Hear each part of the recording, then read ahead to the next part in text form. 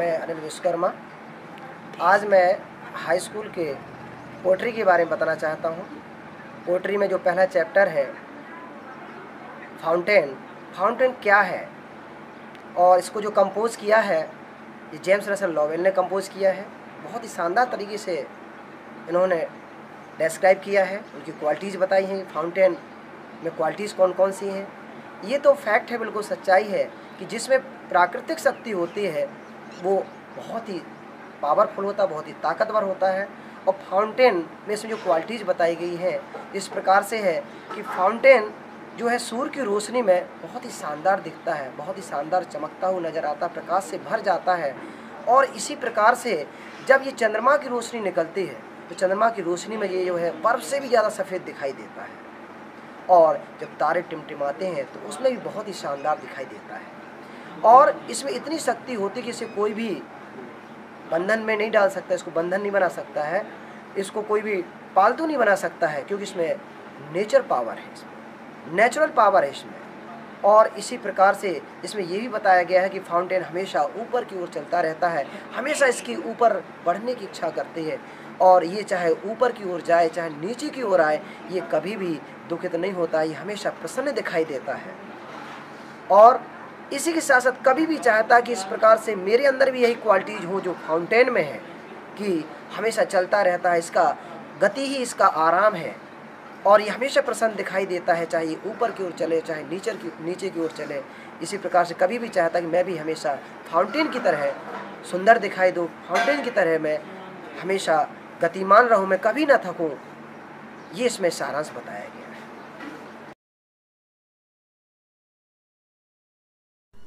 चलिए तो सबसे पहले हम इस पोएम को समझते हैं, इसका क्या सेंस है। मैं आपको सबसे पहले पोएम में मीनिंग बताऊं यहाँ पे कि साइन मीन्स होता है चमकना और सनसाइन का मतलब होता है सूर्य की रोशनी। इसी प्रकार से फुल का मतलब होता है भरा हुआ, लीप का मतलब होता है उछलना, फ्लैश का मतलब होता है चमकना। तो यहाँ देखेंगे कि into the sunshine full of the light leaping and flashing from morn till night. जो फुव्वारा है वो सूर्य की रोशनी में प्रकाश से भर जाता है, और लीप उछलता है, एंड फ्लैशिंग और चमकता है सुबह से लेकर के, फ्रॉम मॉर्न टिल नाइट का मतलब सुबह से लेकर के रात्रि तक ये उछलता है और चमकता है।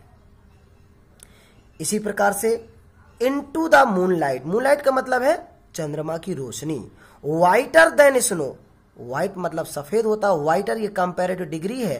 और यहां पे कहा गया है जो फुब्बारा है चंद्रमा की रोशनी में बर्फ से भी ज्यादा सफेद दिखाई देता है। स्नो का मतलब होता है बर्फ।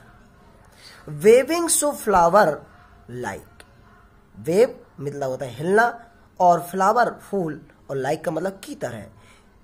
ये जो है when the winds below, when मतलब जब हवाएं चलती हैं, बिलो मतलब होता है चलना, जब हवाएं चलती हैं तो ये फुब्बारा फूल की तरह लहराता है। एक बार फिर से देखेंगे, फुब्बारा जो है चंद्रमा की रोशनी में बर्फ से भी ज्यादा सफेद दिखाई देता है, और जब हवाएं चलती हैं तो ये फूल की तरह लहराता है। इनटू द स्टारलाइट, स्टारलाइट का मतलब तारों की रोशनी। रसिंग इन स्प्रे, रस मीन्स होता है भागना दौड़ना, स्प्रे का मतलब होता है फुहार। हैप्पी एट मिडनाइट, मिडनाइट का मतलब अर्धरात्रि। हैप्पी बाई डे, तो यहां पर यह कहा गया है कि तारों की रोशनी में, यहां पर इस पोएम में पूरी में 3 रोशनी का प्रयोग किया गया है। कभी ने किया है सूर्य की रोशनी, चंद्रमा की रोशनी और तारों की रोशनी। तो तारों की रोशनी में ये फुब्बारा है, फुहार मारता हुआ भागता हुआ नजर आता है। हैप्पी एट मिडनाइट, ये अर्धरात्रि में भी खुश रहता है। हैप्पी बाय डे, और दिन में भी खुश रहता है। अर्थात कहने का मतलब यह है कि फव्वारा चाहे जैसा भी मौसम हो हमेशा खुश नजर आता है। एबर इन मोशन, एबर का मतलब ऑलवेज हमेशा, मोशन गति। बिलाइद सम का मतलब होता है प्रसन्न, बिलाइद सम का मतलब होता है सुंदर। एंड चेरी, चेरी मतलब प्रसन्न। Still climbing heavenward never aweary, अर्थात ये हमेशा गतिमान रहता है, हमेशा चलायमान रहता है। ब्लाइसम एंड चेरी, और ये हमेशा कैसा दिखाई देता है, सुंदर दिखाई देता है और प्रसन्न दिखाई देता है। स्टिल क्लाइंबिंग हेवन वर्ड, और ये हमेशा आकाश की ओर चढ़ता हुआ नजर आता है, हमेशा ऊपर की ओर चलता हुआ नजर आता है। नेवर अवेरी, ये कभी थकता नहीं है। अवेरी का मतलब होता है टायर्ड, मतलब ये कभी थकता नहीं है। Glad of all weathers, weathers का मतलब होता है मौसम। ग्लैड मतलब प्रसन्न, happy. Still seeming best, upward और downward motion thy rest. Still का मतलब होता है हमेशा, स्टिल का मतलब तो भी होता है, लेकिन स्टिल का मतलब यहां पर सेंस है ऑलवेज से, हमेशा से। ये और इस तरह से अपवार्ड का मतलब ऊपर की ओर, डाउनवर्ड का मतलब होता है नीचे की ओर, और मोशन गति। और ये दाई शब्द जो लिखा हुआ है ये पुराना शब्द है। आज हम जो यू लिखते हैं, यू की जो फॉर्म होते हैं, यू सब्जेक्ट होता है, यू ऑब्जेक्ट होता है, इस तरह से योर जो होता है वो पजेसिव केस होता है। तो ये दाऊ शब्द का पजेसिव केस है दाई। अब ये मॉडर्न इंग्लिश में नहीं यूज किया जा रहा है, लेकिन ये पोएम में लिखा हुआ है, पहले यूज किया गया तो उसको हम चेंज नहीं कर सकते हैं। तो यहां पर दाई का मतलब ही योर से।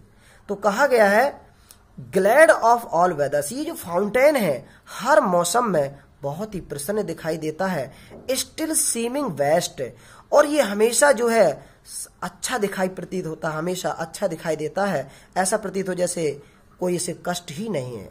अपवार्ड और डाउनवर्ड, चाहे वो ऊपर की ओर चले और चाहे वो नीचे की ओर चले, मोशन दाई रेस्ट, गति ही इसका आराम है।